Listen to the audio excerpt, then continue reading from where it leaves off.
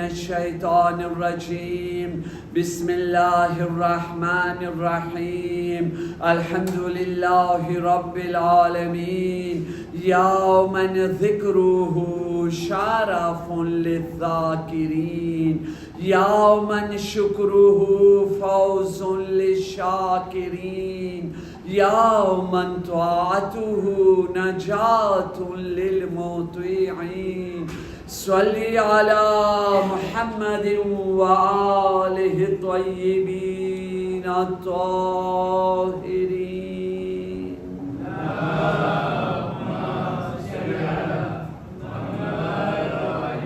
ولعنة الله على أعدائهم أجمعين صلى الله عليك يا مولاي يا أبا عبد الله صلى الله عليك يا ابن رسول الله روحي وجسمي وأرواح العالمين لك الفداء يا غريب ويا مظلوم ويا شهيد بأرض كربلاء مومنین کرام سلام علیکم و رحمت الله و برکاته رب اشرح لي صدري ويسر لي امري واحلل عقدة من لساني يفقهوا قولي اما بعد فقد قال الله سبحانه تبارك وتعالى في كتابه المجيد وفرقانه الحميد بسم الله الرحمن الرحيم يا أيها الذين آمنوا كتب عليكم الصيام كما كتب على الذين من قبلكم لعلكم تتقون لعلكم تتقون لعلكم تتقون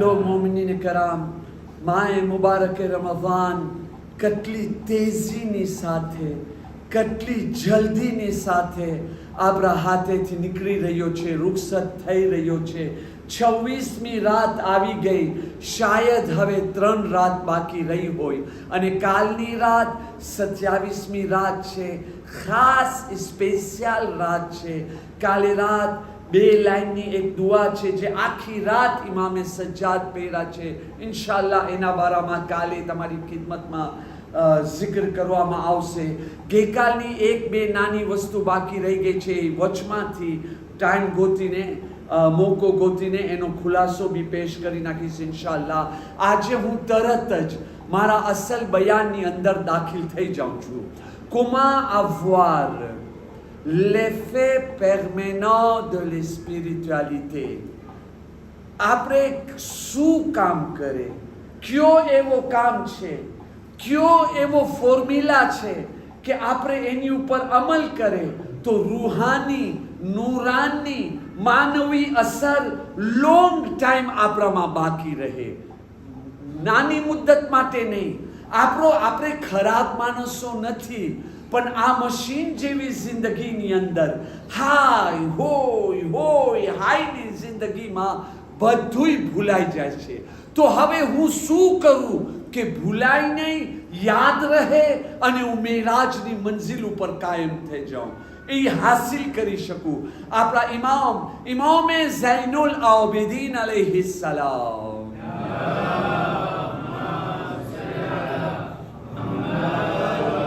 આપણને એક એવો ફોર્મ્યુલા બતાવે છે જાહેરી તौर પર જો આ ફોર્મ્યુલા ઉપર તમે જોવા જાઓ આમ છે આમ છે આમ છે તમને એમ લાગશે આ હા તો દરરોજની વાત શું છે એની ઉપર પણ જો એની ઉપર આપણે વિચાર ના કરવા જાય તો આપણો આખો દિન સંચવાઈ જાય છે દુનિયા સંચવાઈ જાય છે બીમારીઓથી બચી શકે છે રૂહાની બીમારી હોય કે શરીરની બીમારી હોય ડિપ્રેશનની તકલીફ હોય કે બીજી કોઈ તકલીફ હોય આપણો ઈમાન મજબૂત થઈ જાય આપણે ખરા હીરા બની જાય અલ્લાહની ગૈબી મદદ આપણે મળી જાય ઇમામે સજ્જાદ અલૈહિસ્સલામને સવાલ કરવા વાળો સવાલ કરે છે મૌલા તમે સવાર કેમ કરતા કર્યા comment est-ce que vous êtes réveillé de quelle manière vous allez passer votre journée તમારો દિવસ ઇમામે સજ્જાદ અલૈહિસ્સલામ ફરમાવે છે હું સવાર કર્યો 8 જાતની દેમાંદ મારી સામે હતી અને મને એ દેમાંતને પૂરી કરવાની છે.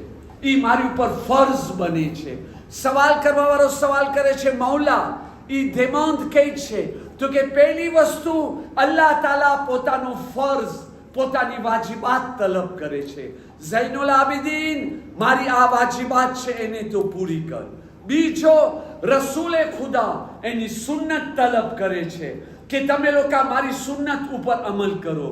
અને ત્રીજી વસ્તુ, આ કામ આપણે ફાઇન રીતે કરે છે, બધાય કરે છે, દિલથી કરે છે, કારણ કે એનું વેલ્યુ આપણને ખબર છે, પણ એનો મર્તબો શું છે, મકામ શું છે.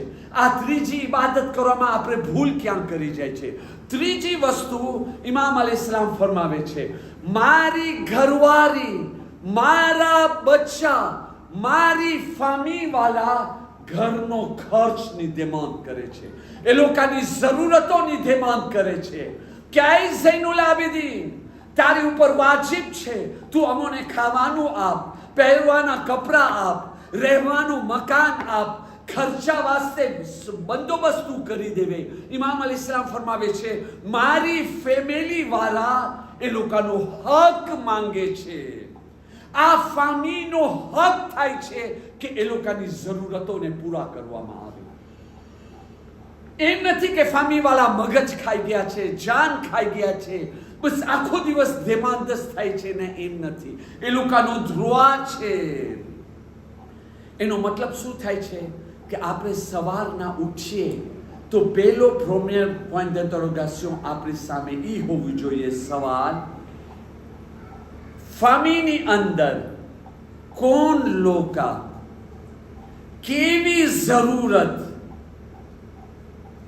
કેવી રીતે મને પૂરો કરવાની છે, મારો ફર્જ બને છે, અને હું કેમ કરતા એને હું પૂરો કરી શકું છું, એનો લિસ્ટ બનાવવાનું છે.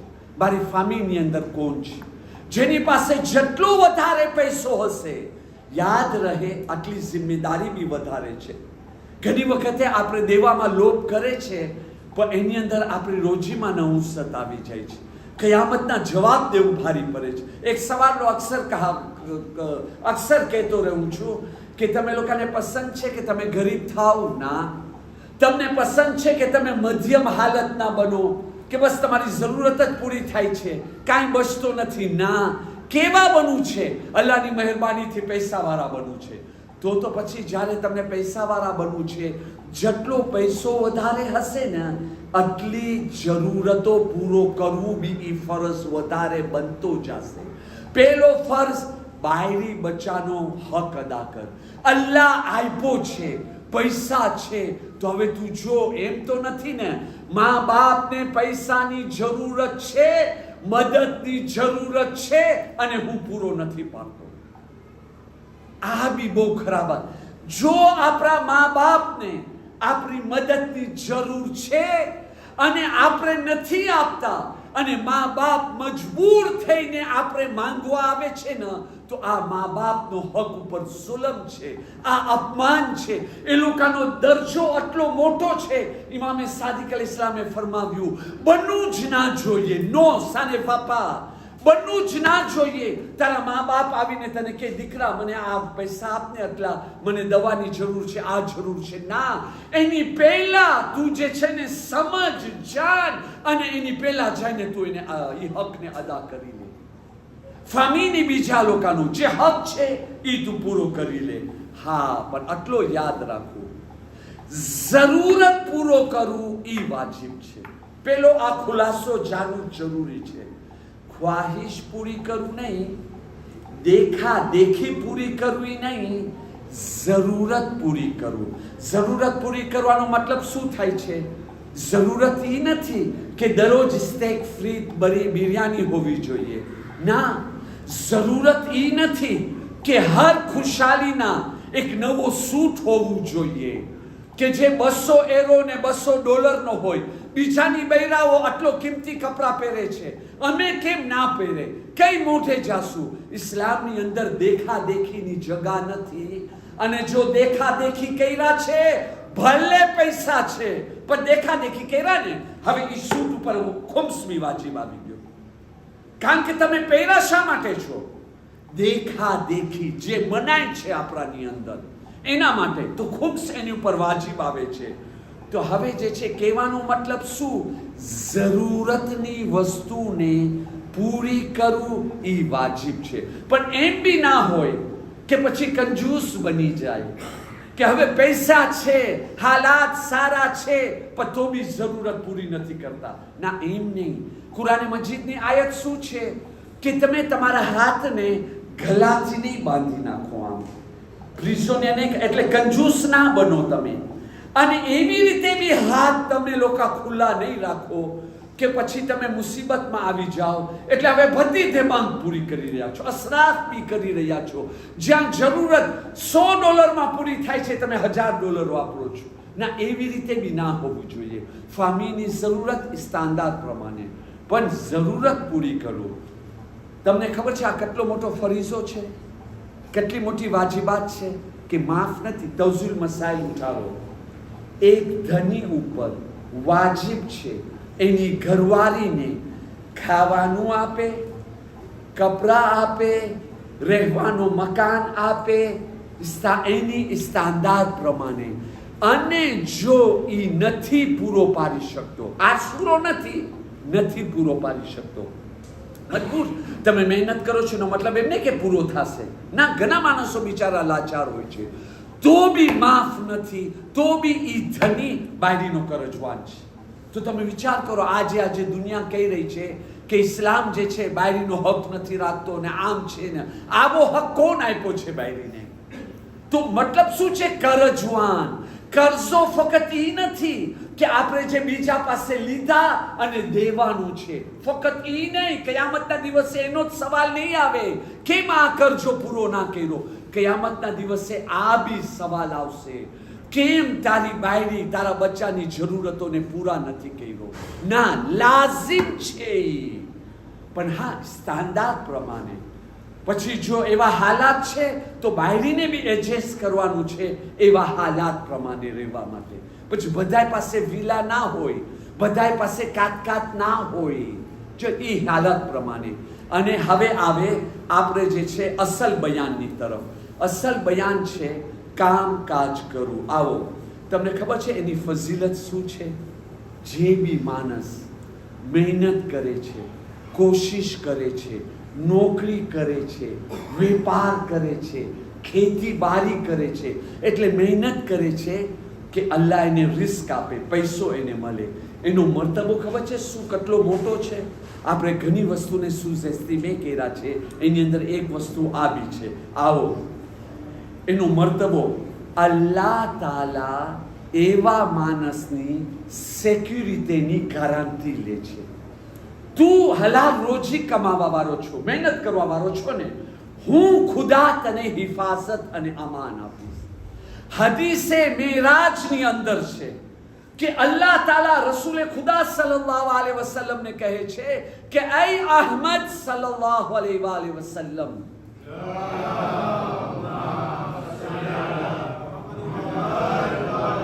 જો ઇબાદતના 10 ભાગ છે તો 9 ભાગ છે હલાલની રોજી કમાવું. અને જો તું હલાલની રોજી કમાવે છે, તારો ખાવું, તારો પીવું પાક છે, તો હું ખુદા જે છે ને તને અમાનમાં રાખીશ, તને હિફાજતમાં રાખીશ, તને સિક્યુરિટીમાં રાખીશ. હલાલ રોજી કમાવું, પાક ખાવાનું ખાવું. આ મસલો એટલો આસાન નથી. આજે ઘણા માણસો ફરિયાદ કરે છે આ જમાનાની અંદર આપણા બચ્ચાના ઈમાનને અમે શું કરે કે બચી જાય, બચ્ચા ગુમરાહ ના થાય. એનું એક મોટોમાં મોટો સોલ્યુશન છે હલાલની રોજી કમાવું, પાક ખાવું. શા માટે? કારણ કે જે આપણે જે છે ને જે રોજી કમાના, જો એ રોજી હલાલની છે, આપણે એનાથી ખાવાનું લીધા, ખોરાક લીધા, એ ખોરાકને આપણે ખાધા, બાયની બચ્ચા ખાધા, એ ખોરાક જે છે ને શરીરની અંદર જાય છે, લોહી બને છે, એ લોહીની અંદર માદો બને છે અને એ માદાથી બચ્ચો પેદા થાય છે. હવે જો હલાલ લોહીનો બચ્ચો પેદા થયો છે તો એની અંદર હલાલ અસર આવશે. અને જો આપણે જે ખાધા એ હરામનો હતો, કોઈના હકનો હતો, નાજાયઝ પૈસા હતો, તો એ હરામનો લોહી બન્યો અને હરામના લોહીથી બચ્ચો પેદા થયો, એ ખરાબી એની અંદર બચ્ચાની અંદર આવે. એવા તારીખો બી છે, તારીખી વાકિયાત છે.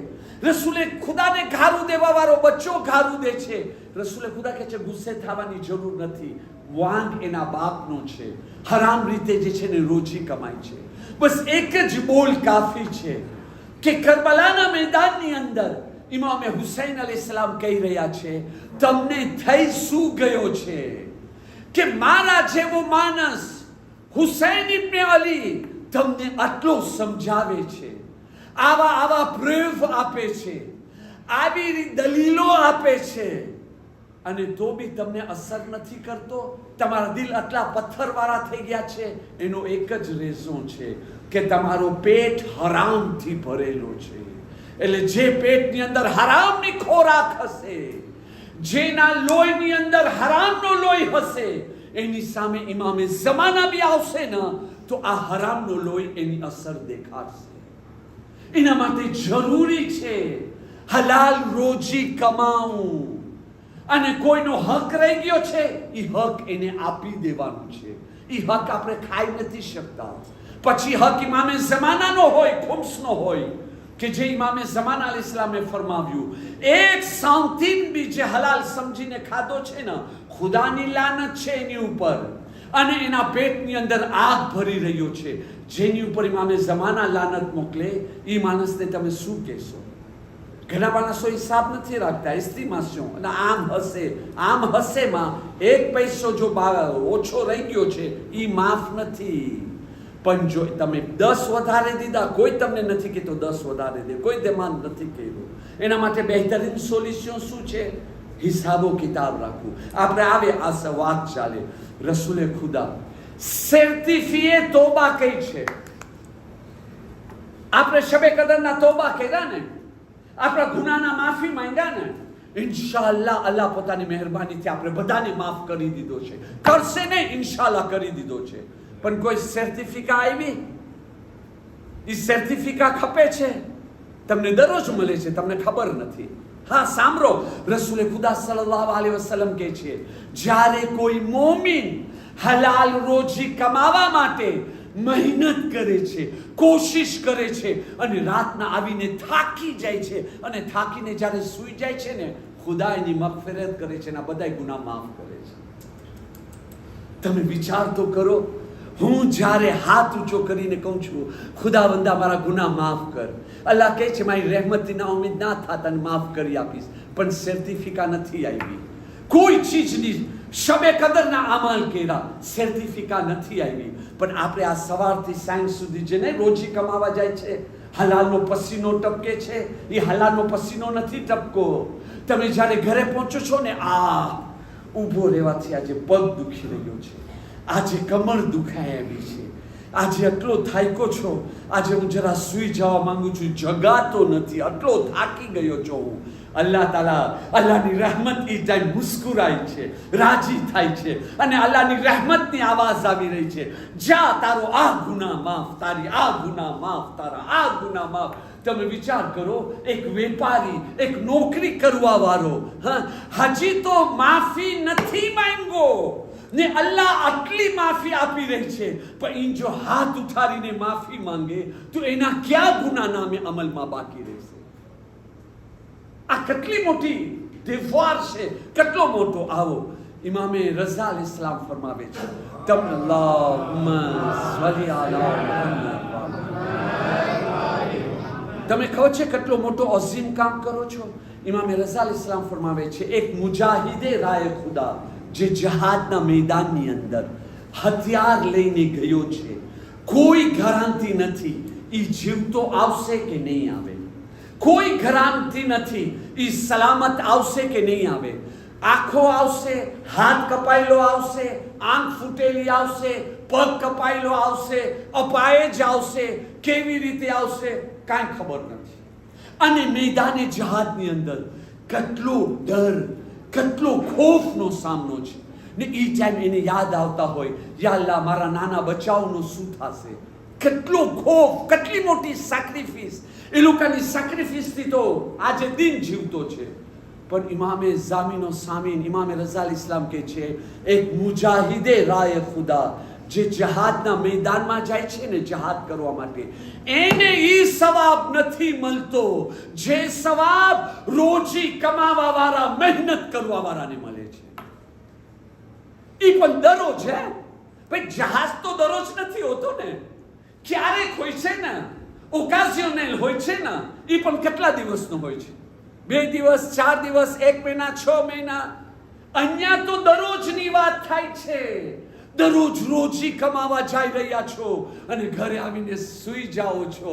અલ્લાહ કહે છે લેતો જા, લેતો જા, તને નથી ખપતો ને, લેતો જા, હું તને સવાબ આપી રહ્યો છું. આ કેટલી મોટી ઇબાદત છે ભાઈ. હવે છેલ્લો એક્ઝામ્પલ કે આ કેટલી મોટી જિમ્મેદારી છે, ખાલી દુનિયા માટે નથી, આખિરત માટે. સદકાના કેટલા ફાયદા છે આપણે દરરોજ સાંભળે છે ને, કેટલી જાતની બલા દૂર કરે છે, કેટલી જાતની બીમારી દૂર કરે છે. એક્સિડન્ટ થવાનો હતો ના થયો, મરવાના હતા અલ્લાહ જિંદગી દઈ દીધો, રોજીમાં વધારો કરી દીધો. કઈ એવી બરકત છે કે જે સદકાની અંદર નથી. ઈ જ